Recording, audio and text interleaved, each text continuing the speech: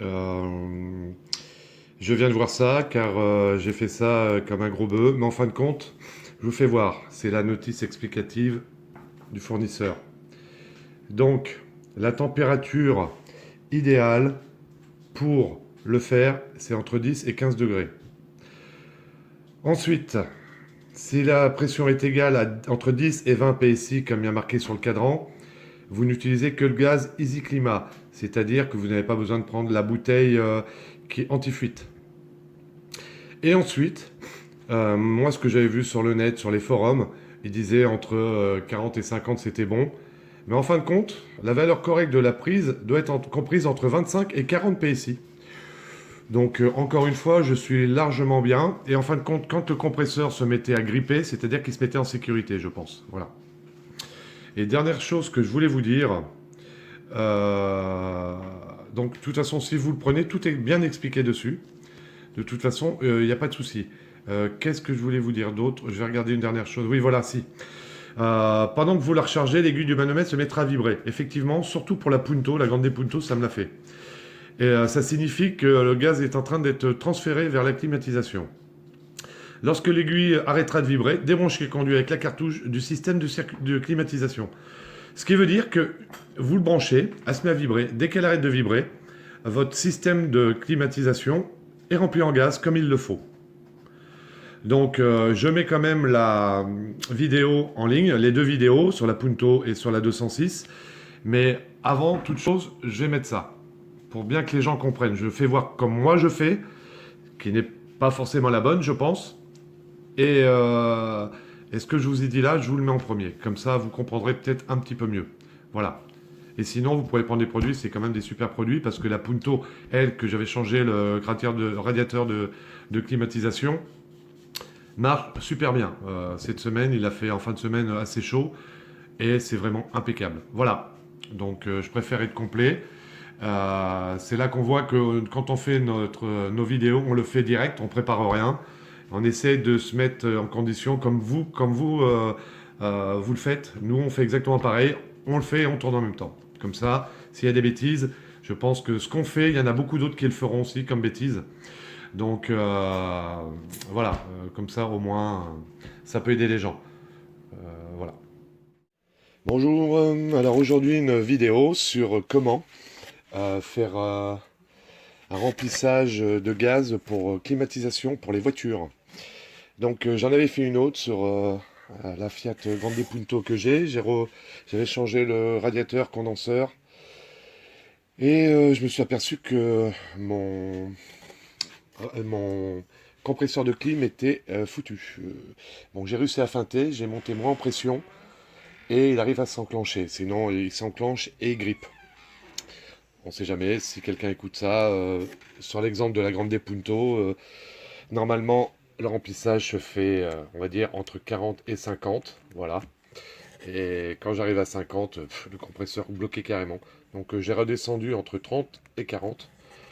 Et ensuite, aucun problème. Je suis dans la zone verte, ça donne du froid vraiment super, super, super froid. J'ai mis un espèce de thermomètre à rôti dedans les grilles. Et en position 1, ça me sortait 0,9 degrés, truc de ouf. En position 2, 2,4 et en position 3 de ventilation, 3,9 ou 4,2, je sais plus.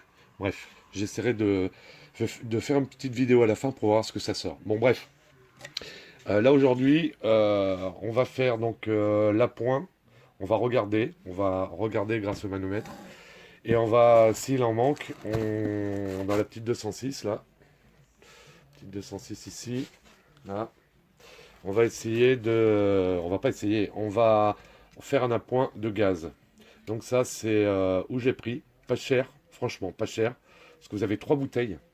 Ils vous donnent des gants avec, ils vous donnent même un petit bonbon, super sympa, ça arrive super vite. Les trois avec les frais de port, je crois, ça arrive de Pologne ou je ne sais plus où.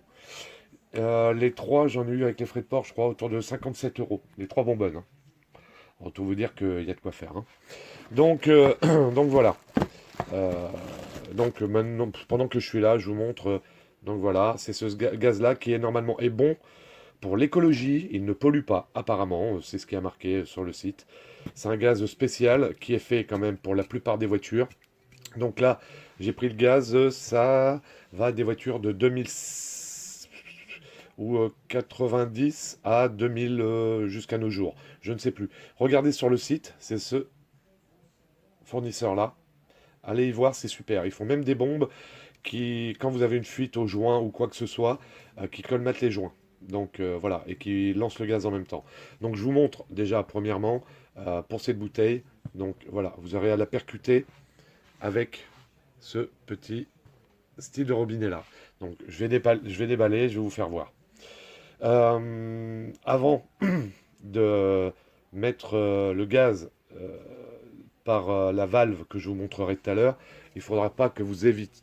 Il ne faudra pas hésiter à bien la bouger, car dedans, vous avez un lubrifiant qui est dedans, qui empêche le serrage du compresseur de climatisation et qui fait bien un système d'huile partout dans le système réfrigérant. Voilà, donc il ne faudra pas hésiter à le secouer énergiquement. Et ensuite, je vais vous montrer comment le percuter. Oui, la première fois, le pistolet n'était pas avec, hein, c'est juste les 3 bouteilles. La première fois, ce que j'avais fait, j'avais pris ça, plus 3 autres bouteilles. J'en avais eu pour 74 €. Donc voilà, mais avec les déboires que j'ai eu avec la Punto, voilà, je savais pas trop comment m'en servir la première fois. Là maintenant, c'est ok. Donc voilà, vous verrez sur le site, de toute façon, ils vendent aussi, je crois que c'est 2 bouteilles, ou 3 bouteilles, plus le manomètre. Voilà, l'embout qui va se clipser dessus, je vous montrerai où il faut le mettre. Plus le petit robinet. Voilà, bon, à tout de suite. Donc voilà, pour les 3 bouteilles, ils ont fait 17% dessus. Donc 57,98 avec les frais de port. Et j'avais pas vu sur la première commande, on pouvait aussi avoir, on pouvait peut-être rajouter les 10%. Tant pis, c'est pas grave. Ensuite, vous avez un papier qui est avec, qui vous explique comment faire, la méthode. Derrière, vous avez aussi le papier qui vous explique si vous avez des problèmes à certains niveaux quand vous faites la recherche de gaz. Ils essaient de vous expliquer. Et après, derrière, vous avez, bon, ça c'est la déclaration normale. Pour la garantie, tout ça. Et donc, vous avez les 2 bonbons et le code de 10%. Bon, allez. La voiture tourne un peu, ça faisait des mois qu'elle n'avait pas tourné. Je l'ai fait tourner un peu avant. Je vais éteindre le moteur et je vais vous expliquer comment je fais. À savoir que celle-ci, c'est une climatisation automatique dessus. Enfin, je pense que le principe est le même, on va voir. Je vous ai expliqué, donc, en premier lieu, vous secouez bien votre bouteille. Ensuite, vous allez voir quand vous allez recevoir votre système de jauge de pression de clim, votre robinet sera serré à fond. Donc vous le desserrez bien, vous brassez bien votre bouteille et après vous la vissez dessus. Alors voilà, la bouteille est vissée dessus, le robinet est desserré à fond. Donc maintenant ce qu'on va faire, on va le mettre sur le véhicule. On est sur le véhicule, donc vous avez 2 valves, vous avez une basse pression et une haute pression. Donc vous verrez, avec votre embout, vous ne pouvez pas vous tromper. Sur la 206, c'est cet embout-là, il est plus petit que celui-ci. Donc vous ne pouvez pas vous tromper, vous êtes obligé de le mettre sur celui-ci. Sur les autres modèles, c'est pareil, vous aurez toujours une valve qui sera plus grosse que l'autre. Donc avec l'adaptateur, vous ne pouvez pas vous tromper. À part pour Renault, les véhicules Renault qui eux ont un embout spécial. Donc voilà, la clim est branchée. Comme vous pouvez constater, on est complètement dans le rouge. Rien d'anormal. C'est tout à fait normal, n'ayez crainte. Donc, ce qu'on va faire maintenant, on va démarrer le véhicule. Et après, vous allez voir le manomètre qui va se mettre à descendre. Normalement.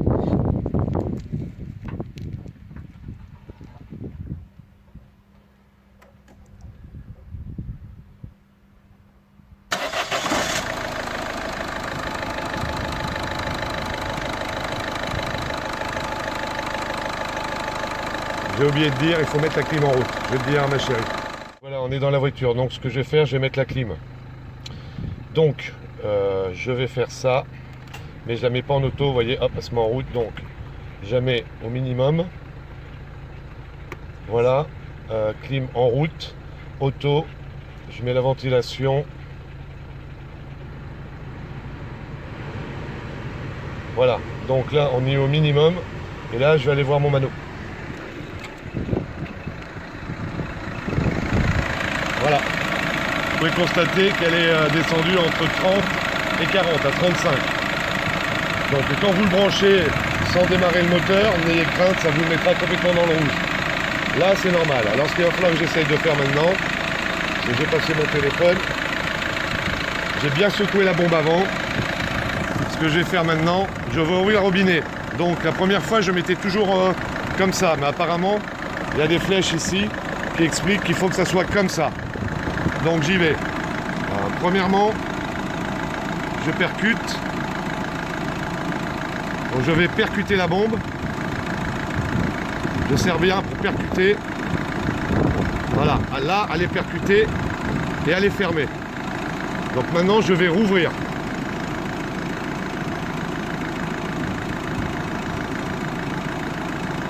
Je referme. Je rouvre. Je referme. Je rouvre. Je laisse un peu ouvert. Je laisse faire. Bon, je vais laisser le temps que ça se fasse. Là, la ventilation se met en route.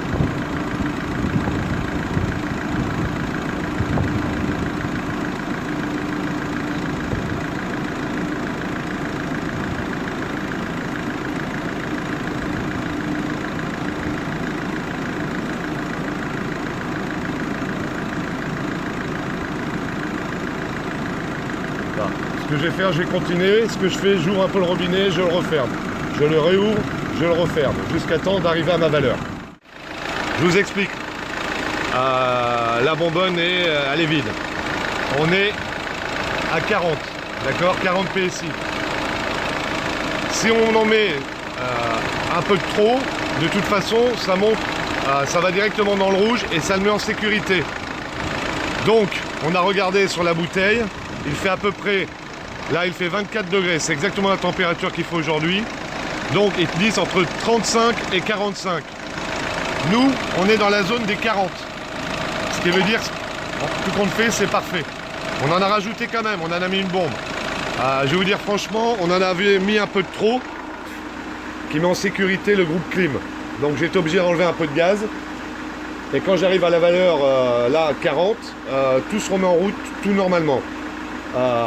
Et par rapport aux valeurs qu'il y a marquées sur la bouteille, ça colle, je dirais parfaitement, c'est entre 35 et 45, on est à 40, donc c'est impeccable.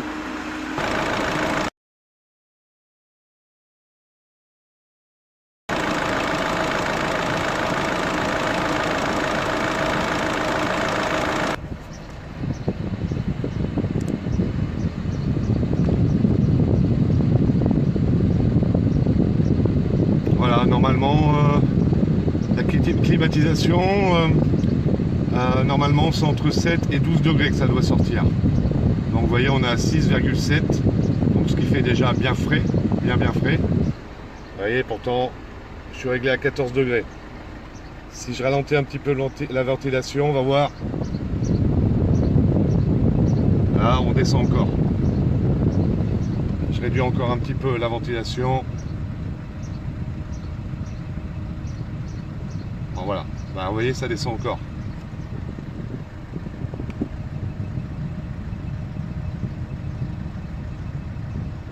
Bien sûr, ça c'est à l'arrêt. Hein. Et quand on roule, il fait encore... Enfin, au thermomètre, ça fait encore plus de frais. Vous voyez, 3,4 degrés. Donc là, ça c'est à l'arrêt. Hein.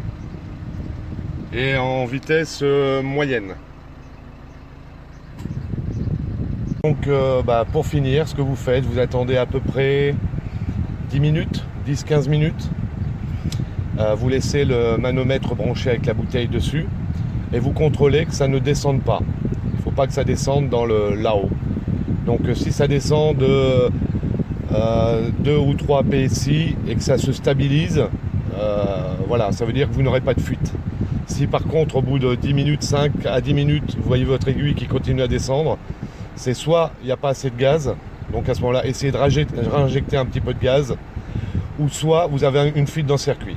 Donc voilà, j'espère que cette petite vidéo qui est un petit peu confuse vous aura quand même aidé, peut-être, allez savoir. Et je vous dis à bientôt. Allez, au revoir. Voilà, dernière chose pour vous dire qu'on l'a fait tourner, elle a bien chauffé, on a eu un souci. Je vous dis, nous on est des novices, hein, donc j'ai fait une grande Punto, on a fait celle-ci, on est des petits mécanos du dimanche, nous, hein. Et donc le problème qu'on a eu, c'est qu'en roulant, la clim, il n'y avait plus de clim. Donc ce qu'on a fait, on est revenu. Dès qu'on était au ralenti, la clim revenait. On a mis l'adaptateur avec le cadran qui indique la pression de gaz. Et on était trop haut. Donc je pense que déjà, dans un premier temps, il faut bien faire chauffer la voiture. Il faut que la voiture soit bien chaude. Et puis, deuxièmement, ne vous inquiétez pas si toutefois, en roulant, vous apercevez que vous n'avez plus de climatisation. Quand vous arrêterez, vous entendrez que le ventilateur de radiateur ne tourne pas à fond. Eh bien, ce qu'il faut faire, il faut prendre un petit tournevis et appuyer sur la valve pour enlever un petit peu de pression. Donc voilà, vous enlevez un petit peu de pression jusqu'à ce que vous entendiez l'embrayage de la climatisation qui s'enclenche. Vous entendez, ça fait un tic. Et vous le voyez quand vous regardez votre compresseur de clim en bas, vous voyez qu'il s'embraye. Donc vous descendez un petit peu par petit peu, vous remettez le manomètre dessus si vous voulez regarder où vous êtes rendu en pression. Et puis après, si ça s'enclenche toujours pas, vous enlevez le mano, vous rappuyez un peu sur la valve et au bout d'un moment, vous entendrez la clim se remettre en route. Pour nous, ça a marché. Donc voilà. Et ce qu'il y a, ça m'a fait pareil pour la Punto. Donc c'était pour vous dire ça. Voilà, on n'est pas garagiste, nous on le fait nous-mêmes et voilà, maintenant ça marche superbement bien. Il y a juste une chose qu'on n'a pas essayé, c'est parce qu'elle est beaucoup trop chaude, il fait 31 degrés maintenant. C'est à froid si la clim s'enclenchera. Mais je pense que oui, parce qu'au manomètre, elle est toujours entre 35 et 40. Voilà. Bon écoutez, avec ce petit aparté, je vous souhaite bon courage et bonne mécanique. Au revoir.